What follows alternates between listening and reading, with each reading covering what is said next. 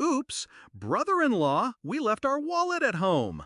Laughter. Loud, rehearsed, contagious if you weren't the one footing the bill. The waiter stood there, receipt in hand. Total, 200,000.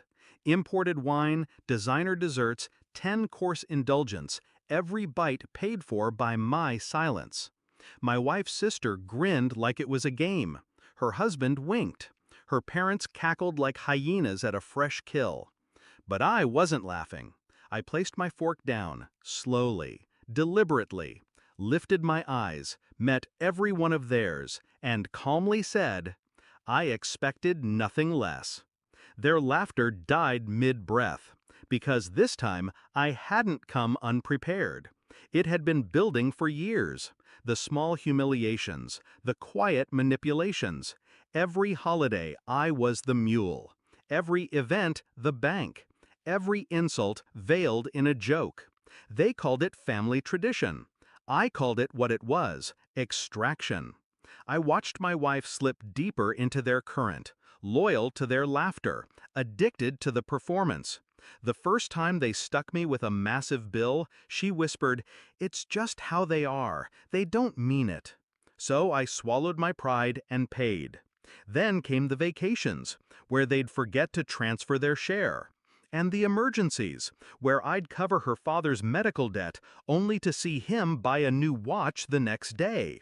My name became synonymous with resource, and she never stopped them. So I stopped reacting. I started planning. I made a note of every charge, every lie.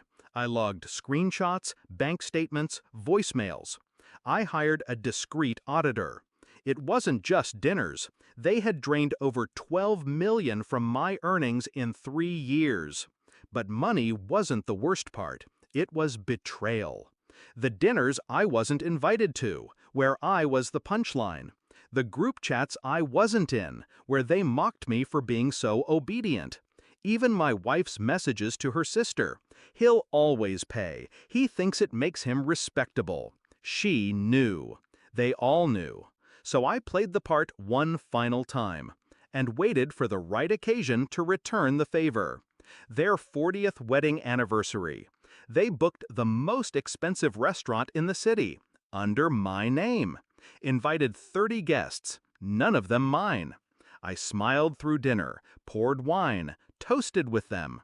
They didn't notice the USB drive I slid to the maitre d', or the quiet way he connected it to the restaurant's media system, until the screen behind the bar blinked.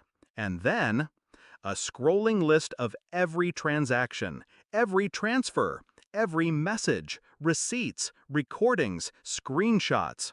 My wife froze. Her mother gasped. Her sister turned pale. And her father? He just stared. No one spoke. Until I stood, raised my glass.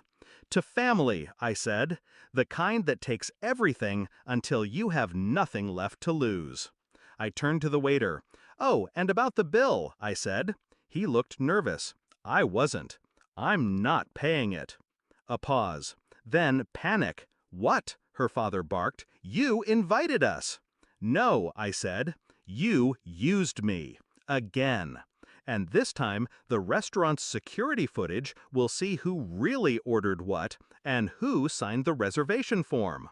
My wife's eyes widened. She realized it first. It wasn't my signature on the booking sheet. It was hers. I had forwarded every transfer, every signature, every charge to my lawyer. She wouldn't be able to shift the blame this time. The maitre d' returned, politely handed her the receipt. I'm afraid the account on file has been removed, ma'am. How would you like to pay? No one moved. Her father stood up, livid. You think you can humiliate us? I didn't blink. You did that yourselves. I just stopped hiding it. Then I walked out, left them with the check, with the silence, with their collapsing facade. That night, I slept alone for the first time in years. And for the first time, I slept peacefully. No emails, no debts, no guilt. Just silence. They tried calling. I changed my number. My wife sent a long message, said she was blindsided, heartbroken, didn't mean to hurt me. I didn't reply. I sent her one thing. The final divorce draft, split clean down the middle, except the bank accounts. Those were already empty. Because when a man is treated like a wallet long enough, eventually, he learns how to close.